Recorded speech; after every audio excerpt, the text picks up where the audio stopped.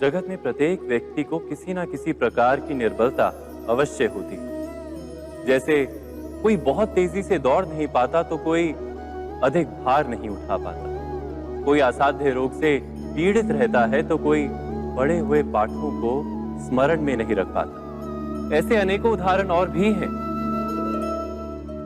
क्या आप किसी ऐसे व्यक्ति को जानते हैं जिसे सब कुछ प्राप्त हो और हम जीवन की उस एक निर्बलता को जीवन का केंद्र मानकर जीते हैं? इस कारणवश हृदय में दुख और असंतोष रहता है सदा। निर्बलता मनुष्य को जन्म से अथवा संजोग से प्राप्त होती है, किंतु उस निर्बलता को मनुष्य का मन अपनी मर्यादा बना लेता है। किंतु कुछ व्यक्ति ऐसे भी होते हैं जो अपने पुरुषार्थ और श्रम से उस निर्बलता को पराजित कर देते हैं। क्या भेद है उनमें और अन्य लोगों में? क्या आपने कभी विचार किया है? सरल सा उत्तर है इसका। जो व्यक्ति निर्बलता से पराजित नहीं होता, जो पुरुषार्थ करने का साहस रखता है हृदय में, वो निर्बलता को पार कर जाता है। अर्थात निर्बलता अवश्य ईश्वर देता है, किंतु मर्यादा मनुष्य का मन ही निर्मित करता है। स्वयं विचार कीजिए।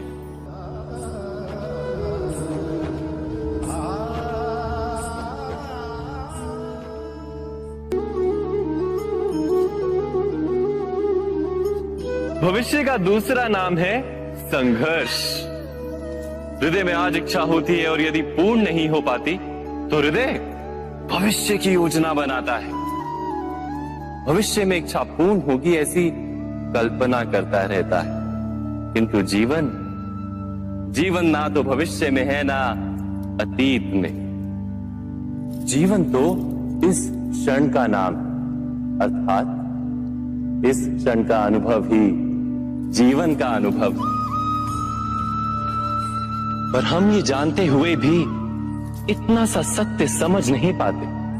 या तो हम बीते हुए समय के स्मरणों को घेर कर बैठे रहते हैं, या फिर आने वाले समय के लिए हम योजनाएं बनाते रहते हैं और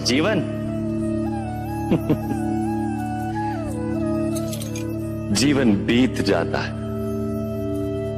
एक सत्य यदि हम हृदय में उतार लें कि ना हम भविष्य देख सकते हैं, ना ही भविष्य निर्मित कर सकते हैं, हम तो केवल धैर्य और साहस के साथ भविष्य को आलिंगन दे सकते हैं, स्वागत कर सकते हैं भविष्य का। तो क्या जीवन का हर पल जीवन से नहीं भर जाएगा? स्वयं विचार कीजिए।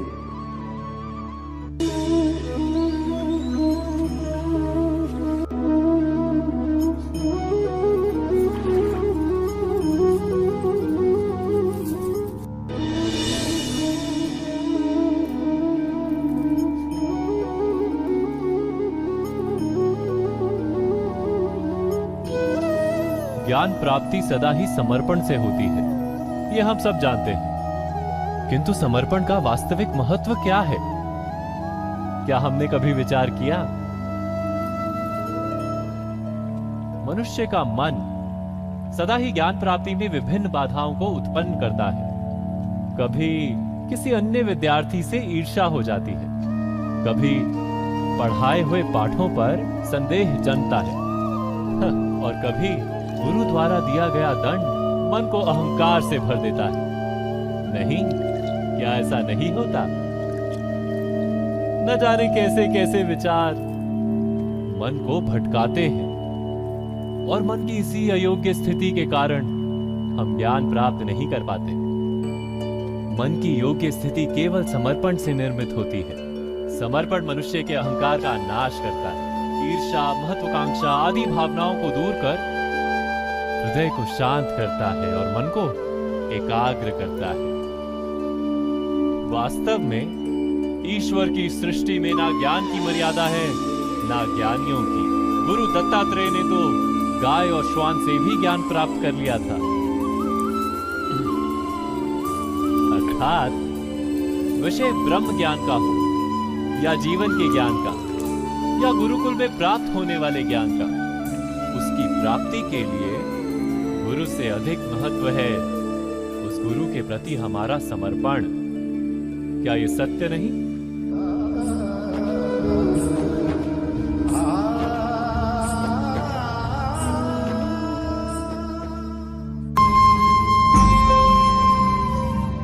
प्रत्येक मनुष्य के जीवन में ऐसा क्षण अवश्य आता है जब सारे स्वप्न, सारी आशाएं, सारे दृश्य ध्वस्त हो जाते हैं। जीवन के सारे आयोजन ही बिखर जाते हैं।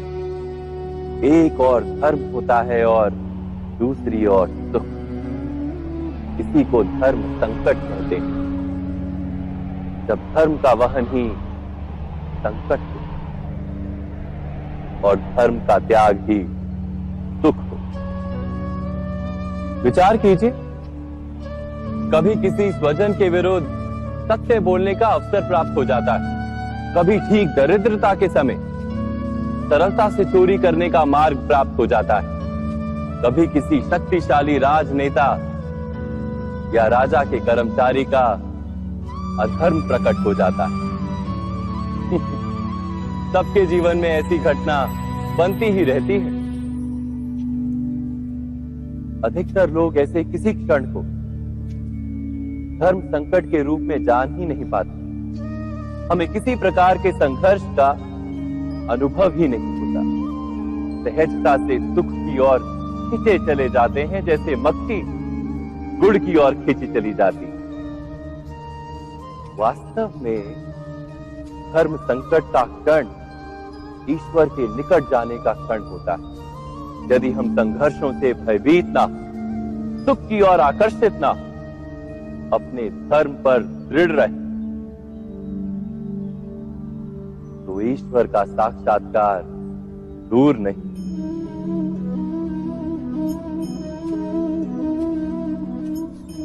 पवन से युद्ध करने वाला पत्ता यदि पेड़ से गिरता है तो भी आकाश की ओर उठता है। पवन से झुकने वाली घास वहीं भूमि पर रह जाती। अर्थात धर्म संकट से यदि हम संकट को ही टाल दें तो सुख तो मिलता है, जीवन बढ़ता है, किंतु क्या चरित्र नहीं टूटता? क्या आत्मा दरिद्र नहीं हो जाती? क्या ईश्वर से अंतर नहीं हो जाता? स्वयं विचार किए।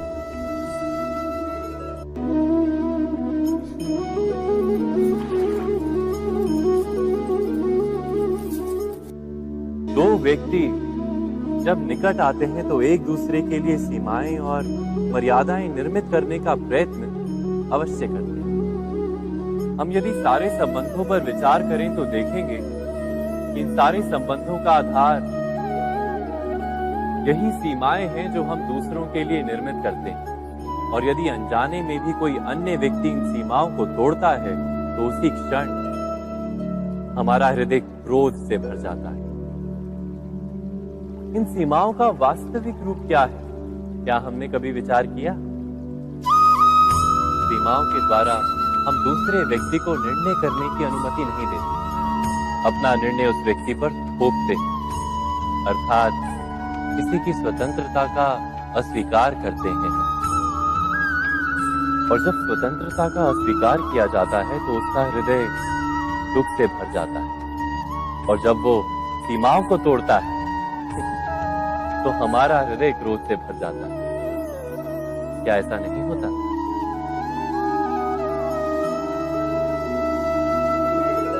पर यदि एक दूसरे की स्वतंत्रता का सम्मान किया जाए तो किसी मर्यादाओं या सीमाओं की आवश्यकता ही नहीं होती।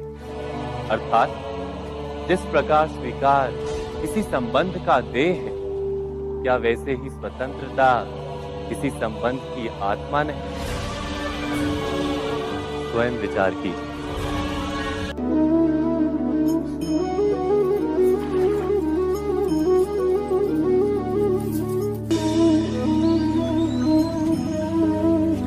सबके जीवन में ऐसा प्रसंग अवश्य आता है कि सत्य कहने का निश्चय होता है हृदय में, किंतु मुख से सत्य निकल नहीं पाता। कोई भय मन को घेर लेता है। किसी घटना अथवा प्रसंग के बारे में बात करना या फिर स्वयं से कोई भूल हो जाए उसके बारे में कुछ बोलना, क्या ये सत्य है? नहीं, ये तो केवल तथ्य है। अर्थात जैसा हुआ था वैसा केवल बोल देना सामान्य सी बात है। किंतु कभी कभी उस तथ्य को बोलते हुए भी भय लगता है। कदाचित किसी दूसरे की भावनाओं का विचार आता है मन, दूसरे को दुख होगा ये भय भी शब्दों को रोकता है। तो ये सत्य क्या है? क्या हमने कभी विचार किया है? जब भय रहते हुए भी कोई तथ्य बोलता है तो वो सत्य कहलाता है। वास्तव में सत्य कुछ और नहीं, केवल निर्भयता का दूसरा नाम है। और निर्भय होने का कोई समय नहीं होता, क्योंकि निर्भयता आत्मा का स्वभाव है। अर्थात क्या प्रत्येक क्षण सत्य बोलने का क्षण नहीं होता?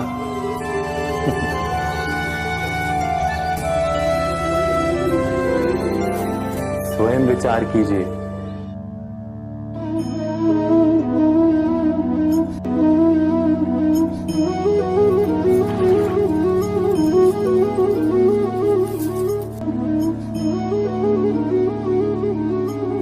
श्रेष्ठता का क्या अर्थ है? श्रेष्ठता का अर्थ है दूसरों से अधिक ज्ञान प्राप्त करना।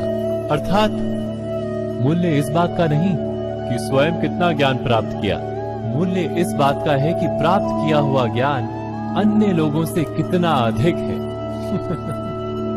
अर्थात श्रेष्ठता की इच्छा ज्ञान प्राप्ति को भी एक स्पर्धा बना देती है। और स्पर्धा में विजय अंतिम कब होती है?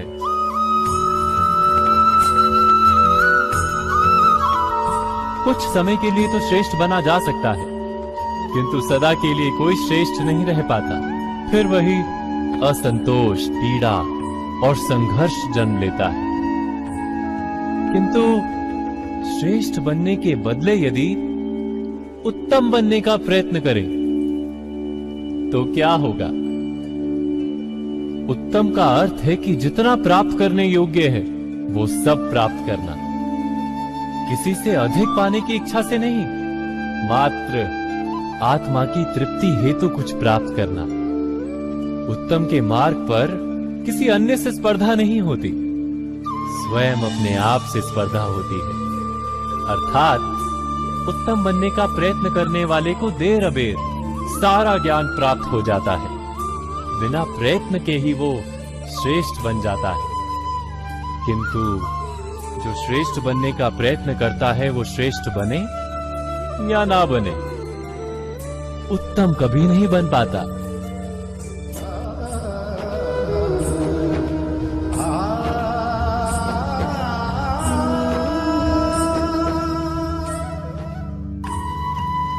किंतु 3 प्रश्नों के ऊपर विचार करना हम भूल ही जाते हैं।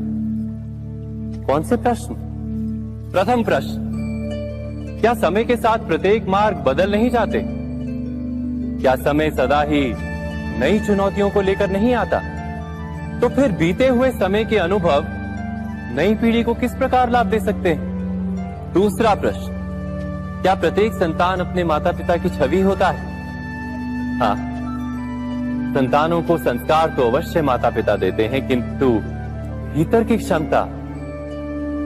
क्षमता तो ईश्वर देते हैं। तो जिस मार्ग पर पिता को सफलता मिली है, विश्वास है कि उसी मार्ग पर उसकी संतानों को भी सफलता और सुख प्राप्त होगा। तीसरा प्रश्न, क्या जीवन के संघर्ष और चुनौतियां लाभकारी नहीं होती? क्या प्रत्येक नया प्रश्न एक नए उत्तर का द्वार नहीं खोलता? तो फिर संतानों को नए नए प्रश्नों, संघर्षों और चुनौतियों से दूर रखना, ये उनके लिए लाभ करना कहलाएगा या हानि पहुंचाना? अर्थात जिस प्रकार संतान के भविष्य का निर्माण करने के बदले उसके चरित्र का निर्माण करना श्रेष्ठ है, वैसे संतानों के जीवन का मार्ग निश्चित करने के बदले उन्हें नए संघर्षों के साथ जूझने के लिए मनोबल व ज्ञान देना अधिक लाभदायक नहीं होगा? स्वयं विचार कीजिए।